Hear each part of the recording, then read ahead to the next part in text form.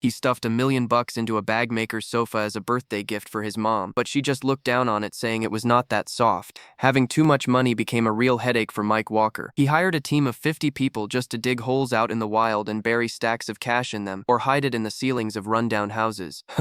One of his accountant's main jobs was to mark new money stash spots on the map every day. His private zoo cost $200 million, packed with elephants smuggled from Africa worth $5 million each, rhinos at $6 million, zebras at $3 million, camels from the Middle East at $7 million, and illegally hunted white deer from the Himalayas, going for $20,000 each. No matter how much he spent, it still wasn't enough. So he started sending money back home. Growing up in the slums of Medellin, he never forgot where he came from. To give back, he dropped a fortune building affordable housing, to give the poor a place to live, built schools so kids could get an education, and set up soccer fields to discover talented players. Out of Colombia's 9 soccer teams, he sponsored 6. Thanks to him, this small country of tens of millions even reached 4th in the world soccer rankings, a golden generation born under his sole patronage. Some might say, sure, he's involved in drugs, but apart from that, he's not a bad guy. Well, you don't know how ruthless he was when it came to protecting his business. To cops investigating his drug trade, he was merciless. Some were killed on their way home from work, some right outside their own homes, and many more died while on duty. He even went as far as hanging his dead enemies on big trees, arranging his men to pose them in various ways. To streamline production and sales, Mick Walker built a cocaine factory deep in Colombian forest. It looked like a shabby little workshop on the outside, but its output was staggering. It could produce 10 tons a week. At that time, the market price for the cocaine was $50,000 per kilogram. Just this one workshop could bring him $5 billion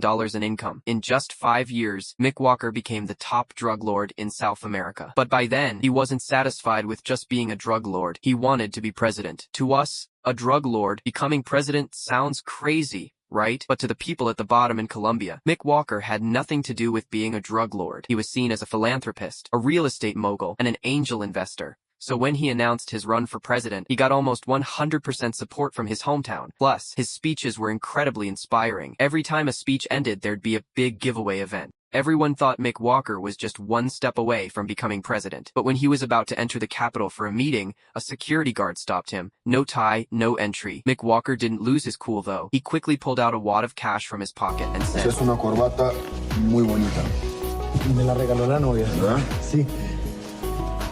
He literally bought the tie of the guard, that piece of clothing in history books. Mick Walker calmly put on his tie as he walked into the hall. Political heavyweights there greeted him warmly, shaking his hand enthusiastically. After all, most of these people had received money from him. With public support and political backing, he was just a step away from becoming president. But then came the most humiliating moment of Mick Walker's life. The tough, no-nonsense Attorney General spoke up, saying, "In this hall, we have a congressman who rose from the slums by selling drugs, becoming a billionaire, and this man actually wants to be our country's president. That man is Mick Walker." Gotta say, this Attorney General was ruthless. He even had a giant blown-up photo of Mick Walker laughing when he first went to jail. The hall erupted in shock. If looks could kill, the AG would have been dead 800 times over by now. With his true colors exposed, Mick Walker stopped pretending. He tore off his tie and silently got up. Just as he was about to leave the hall, he glanced back at the Attorney General with a look that said everything. You just wait. Though the Attorney General kept his expression in check, his body instinctively leaned back, revealing his fear. Mick Walker, on the other hand, was burning with rage, but still handed his tie back to a security guard as he left.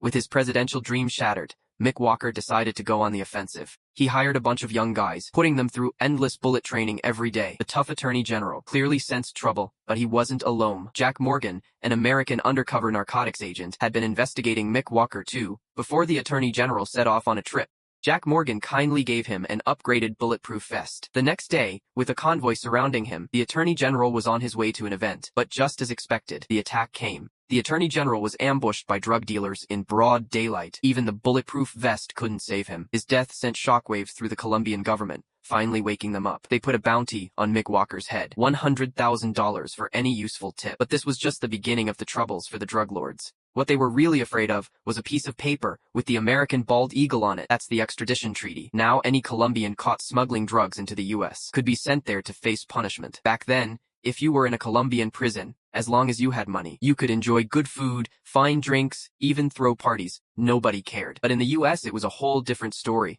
Doesn't matter if you're rich or poor, you'd end up locked away in a tiny cell for 2 or 3 hours a day. For Colombians, that was a nightmare. Mick Walker gathered the drug lords to figure out a strategy, but they attacked him openly, saying it was his fault. They said, because you insisted on being some kind of president, now everyone's scared and on edge. Seeing he couldn't trust them, Mick Walker decided to handle high-ranking officials his own way. If they could be bought, he'd buy them. If they couldn't, he'd threaten them with bullets. A signed deal was essentially a bullet. Some honest judges even began wearing hoods in court to protect themselves, because if Mick Walker targeted them, death was almost guaranteed. But the judges still underestimated his tactics. Meanwhile, the Colombian government and U.S. police joined forces and used extreme measures to find Mick Walker's hideout. Just as they were about to raid it, Mick Walker's informants tipped him off. He immediately ordered his men to burn all the official files to prevent the police from getting any evidence. Then, he and his family fled by helicopter. That was the start of his long escape. When the fully armed police stormed the place, all they caught were some servants and gardeners. The poor cops were stunned by the luxury of the mansion. They risked their lives every week for a measly $20, never having seen anything like this before, so they didn't even care. Forget about discipline. For now, let's eat first.